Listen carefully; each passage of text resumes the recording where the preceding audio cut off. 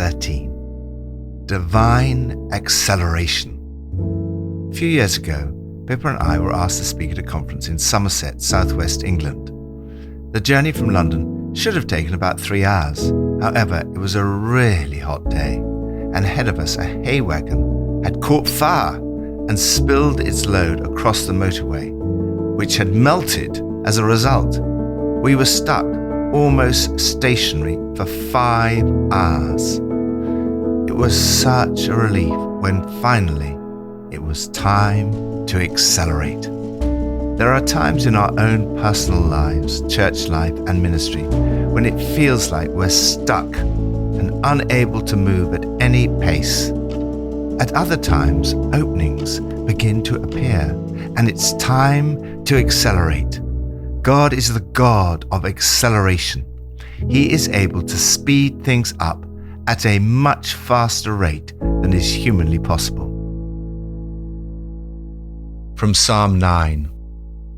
I will give thanks to you, Lord, with all my heart. I will tell of all your wonderful deeds. I will be glad and rejoice in you. I will sing the praises of your name, O Most High. My enemies turn back. They stumble and perish before you. For you have upheld my right and my cause, sitting enthroned as the righteous judge. You have rebuked the nations and destroyed the wicked. You have blotted out their name forever and ever. Endless ruin has overtaken my enemies. You have uprooted their cities. Even the memory of them has perished. Expect opposition. Acceleration may lead to increased opposition. The higher the profile you have, the more criticism you can expect. God's people have always faced opposition. David faced many enemies. Opposition and enmity is extremely painful and difficult. However, in Christ, you are promised that ultimately you will overcome. We see a foretaste of this in the Psalm for today. David praises God for the victory. I will praise you, O Lord, with all my heart. I will tell of all your wonders. I will be glad and rejoice in you. I will sing the praises of your name, O Most High. My enemies turn back. We live in a hostile world. Jesus warns, don't think I've come to make life cozy. Jesus is saying, don't be surprised by opposition. Be peacemakers. You're called to break the cycle of retaliation. Nevertheless, opposition may come, even from those who are very close to you. Millions of followers of Jesus around the world are facing physical persecution today simply because of what they believe. Some face opposition, repression, and discrimination from governments at a local or national level. You may not face opposition like this in your life, but you should expect some opposition, whether from the media, friends, and family who do not understand your faith, or work colleagues who disagree with what you stand for. Lord, in the face of opposition, I will praise you with all my heart.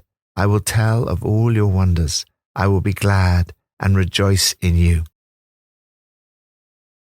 New Testament from Matthew 10 and 11. Whoever acknowledges me before others, I will also acknowledge before my Father in heaven. But whoever disowns me before others, I will disown before my Father in heaven. Do not suppose that I have come to bring peace to the earth. I did not come to bring peace, but a sword. For I have come to turn a man against his father, a daughter against her mother, a daughter-in-law against her mother-in-law. A man's enemies will be the members of his own household. Anyone who loves their father or mother more than me is not worthy of me. Anyone who loves their son or daughter more than me is not worthy of me. Whoever does not take up their cross and follow me is not worthy of me. Whoever finds their life will lose it, and whoever loses their life for my sake will find it. Anyone who welcomes you welcomes me, and anyone who welcomes me welcomes the one who sent me. Whoever welcomes a prophet as a prophet will receive a prophet's reward, and whoever welcomes a righteous person as a righteous person will receive a righteous person's reward. And if anyone gives even a cup of cold water to one of these little ones who is my disciple, truly I tell you, that person will certainly not lose their reward. Matthew chapter 11. After Jesus had finished instructing his 12 disciples, he went on from there to teach and preach in the towns of Galilee. When John, who was in prison, heard about the deeds of the Messiah, he sent his disciples to ask him, "Are you the one who is to come, or should we expect someone else?" Jesus replied, "Go back and report to John what you hear and see. The blind receive sight, the lame walk, those who have leprosy are cleansed, the deaf hear, the dead are raised, and the good news is proclaimed to the poor. Blessed is anyone who does not stumble on account of me." As John's disciples were leaving, Jesus began to speak to the crowd about John. "What did you go out into the wilderness to see? A reed swayed by the wind? If not, what did you go out to see? A man dressed in fine clothes? No, those who wear fine clothes are in kings' palaces. Then what did you go out to see? A prophet?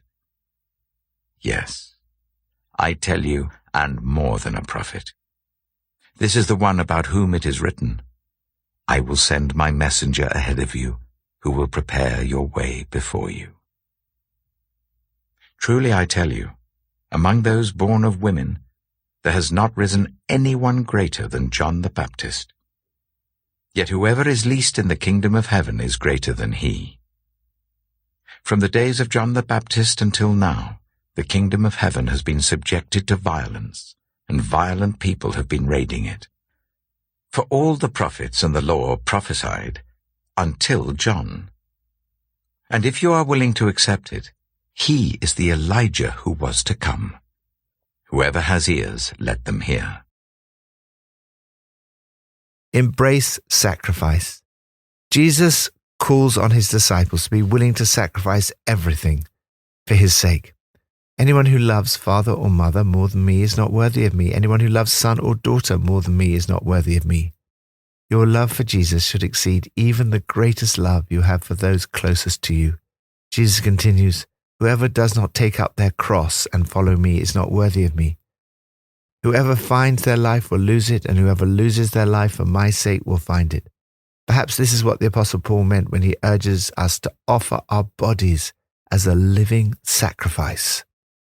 This is the way in which you discover God's will for your life, his good, pleasing, and perfect will. If you want God to use you more, if you want to accelerate, you must be willing to embrace this kind of sacrifice. Nothing you do in the service of Jesus is wasted. Jesus says, "Give a cool cup of water to someone who's thirsty," for instance. The smallest act of giving or receiving makes you a true apprentice. You won't lose out on a thing. Martin of Tours was Bishop of Tours, France from AD 371. One very cold night, riding on horseback, he passed a beggar. Martin got off his horse, tore his robe in two, and gave half of it to the beggar. That night, Martin had a dream in which he saw Jesus wearing the robe that had been torn in two on his shoulders. When asked where it came from, Jesus replied, "My servant Martin gave it to me." In the immediate context in Matthew, the sacrifice Jesus is referring to may be simply being identified with him in a hostile world. He says, "Whoever acknowledges me before others, I will also acknowledge before my Father in heaven. But whoever disowns me before others, I will also disown before my Father in heaven." Acknowledging Jesus can lead to opposition and difficulties. For many of the first disciples, it literally meant taking up their cross and following him even to death. For us, the cost may be different, but we are called to the same radical commitment to Jesus. Lord, help me to be willing to take up my cross and follow you. Today, I offer you my body as a living sacrifice. Old Testament from Genesis 27 and 28.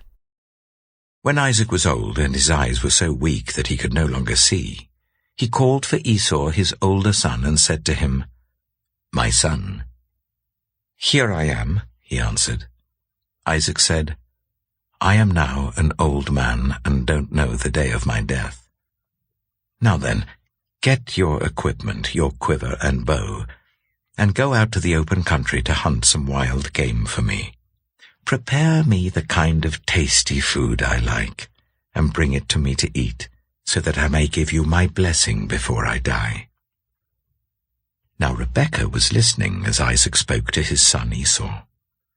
When Esau left for the open country to hunt game and bring it back, Rebekah said to her son Jacob, "Look, I overheard your father say to your brother Esau, 'Bring me some game and prepare me some tasty food to eat, so that I may give you my blessing in the presence of the Lord before I die.' Now, my son, listen carefully and do what I tell you. Go out to the flock and bring me 2 choice young goats, so I can prepare some tasty food for your father, just the way he likes it. Then take it to your father to eat, so that he may give you his blessing before he dies." Jacob said to Rebekah his mother, "But my brother Esau is a hairy man, while I have smooth skin. What if my father touches me? I would appear to be tricking him, and would bring down a curse on myself rather than a blessing." His mother said to him, "My son, let the curse fall on me. Just do what I say. Go and get them for me." So he went and got them and brought them to his mother, and she prepared some tasty food, just the way his father liked it.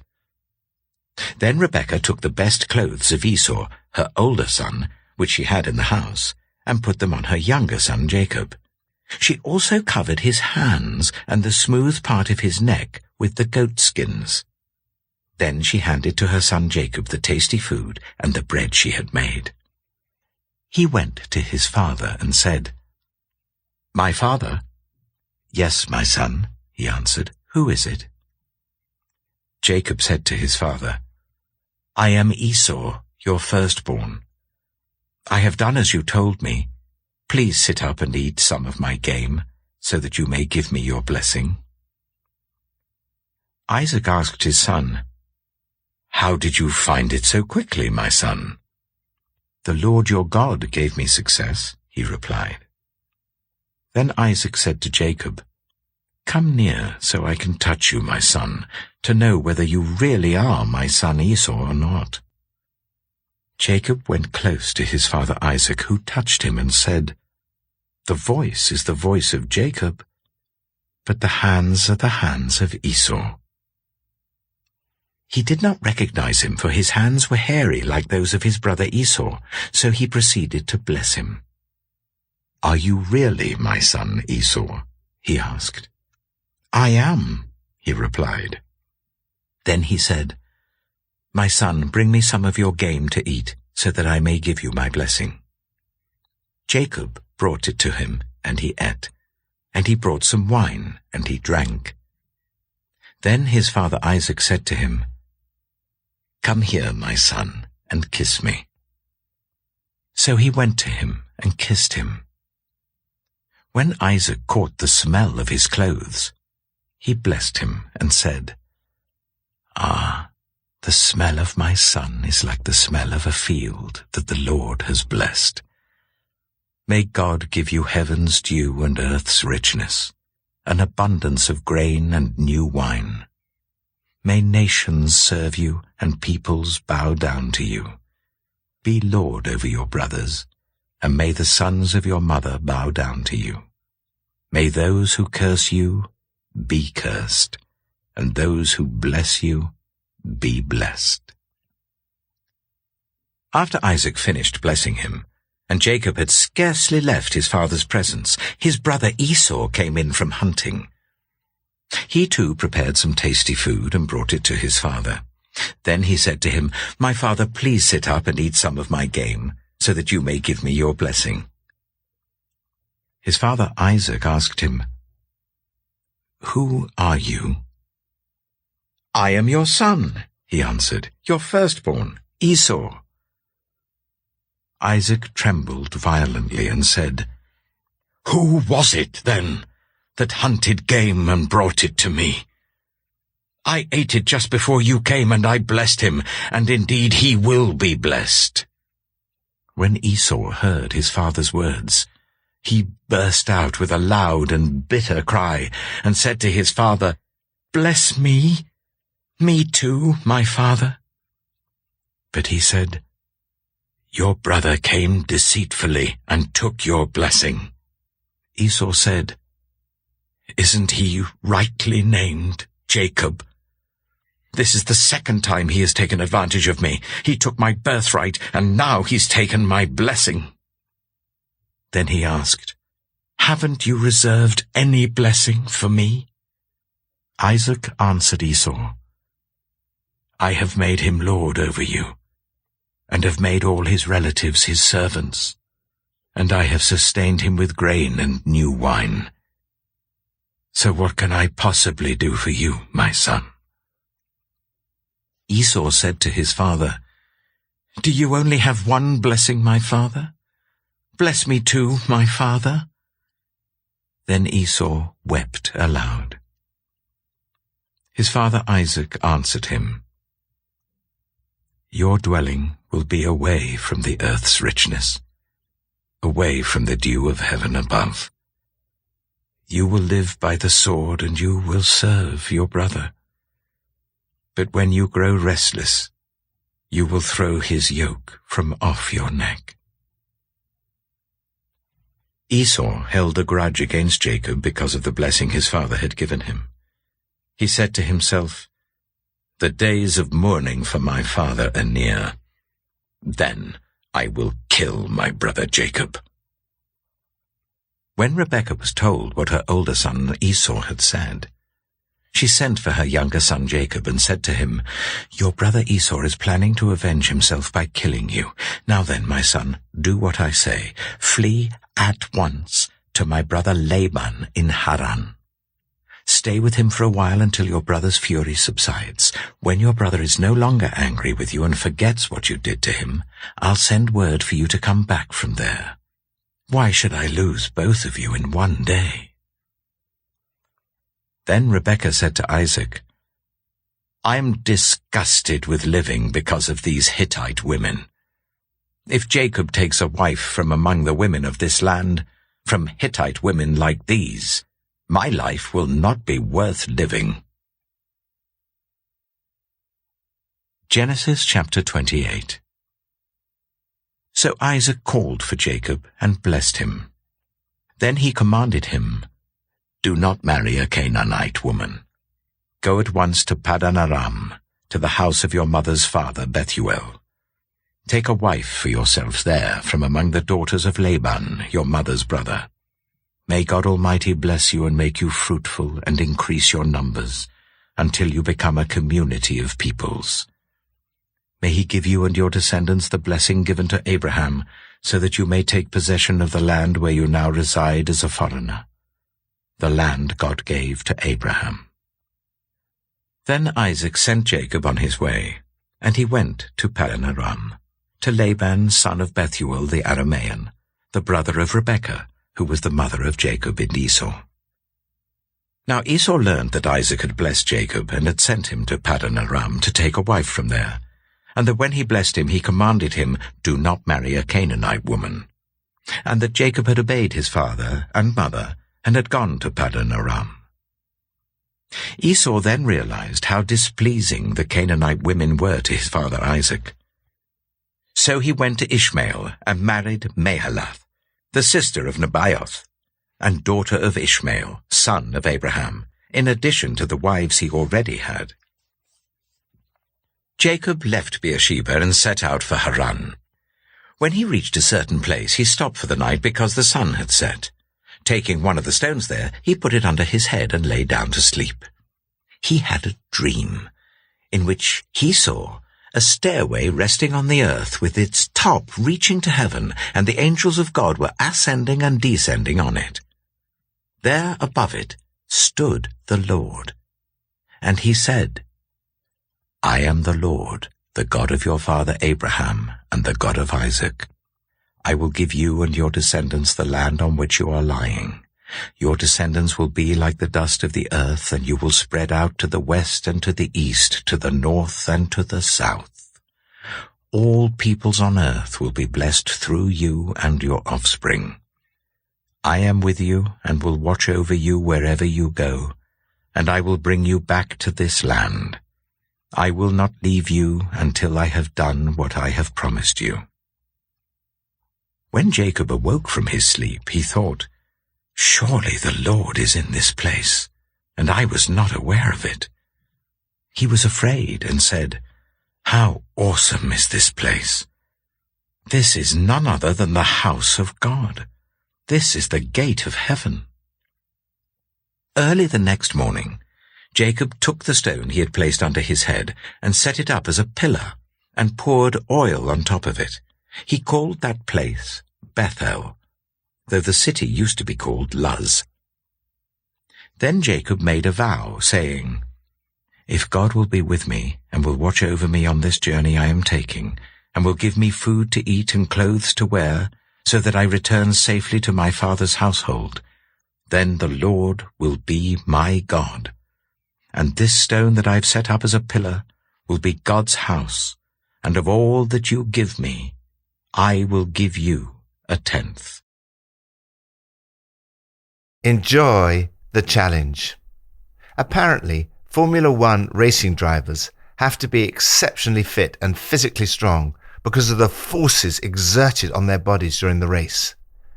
If we want to see acceleration in the advancement of the kingdom of God, Jesus says it will need forceful people. Most translations use the word violent instead of forceful. However, most commentators prefer this translation and positive interpretation.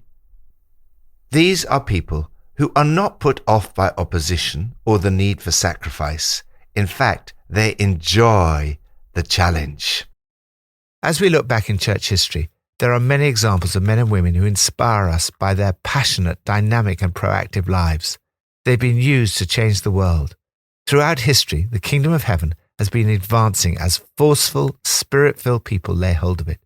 Jesus says, "From the days of John the Baptist until now, the kingdom of heaven has been forcefully advancing, and forceful people lay hold of it." The context of these words is that John the Baptist in prison is asking if Jesus is the one prophesied about. In effect, Jesus replies by saying, "Look at the evidence." Jesus goes on to say that John the Baptist was the greatest person who ever lived before Jesus and his church. John the Baptist was the last of the Old Covenant prophets. We see many examples in the Old Testament of these forceful men and women. Jacob was a forceful man. Later, we'll read of how he was forceful in a good way, determined to know God's blessing. However, in today's passage, we see how his forceful nature led him into wrongdoing. He was absolutely determined to get his father's blessing. He knew how important it was, but he ended up using deception in order to get it. Jacob's mother, Rebekah, was also a forceful woman. Not only did she show favoritism to Jacob, but she was also involved in the conspiracy to deceive Isaac. The end result is a spectacular family feud, consequences of which lasted for centuries. It is a fairly unedifying tale, and we can be left wondering what to make of it. It certainly does not present itself as a good example to follow. Despite everything, God's plans and purposes continue to be worked out. His promises to Abraham and his descendants continue. They're passed on to Jacob, exactly as God had promised before the brothers were born. If everyone had acted openly and honorably, a lot of grief and heartache might have been avoided. Almost everything about these stories and these people is flawed, and yet God still manages to work through them. I find it such a relief to know that a perfect God can use imperfect people. God blessed Jacob. His father Isaac gave him his blessing. Later on, God spoke to Jacob in a dream. He sees a ladder that reaches from earth to heaven, and the angels of God ascending and descending it. There is an open way between heaven and earth for all of us. God tells him, "All peoples on earth will be blessed through you and your offspring. I will be with you and will watch over you wherever you go." God used these forceful men and women, Abraham and Sarah, Isaac and Rebekah, Jacob and Rachel. But Jesus says none of them were as great as John the Baptist. And John the Baptist is not as great as the least of the followers of Jesus in the days of the kingdom of heaven. And that includes you. Lord, thank you that you are with me and watch over me wherever I go. Help me to be counted amongst those forceful people enjoying the exhilaration, excitement, and challenge of a life spent following Jesus. Pippa adds, I've just finished reading Genesis 27. Deceit and lies do not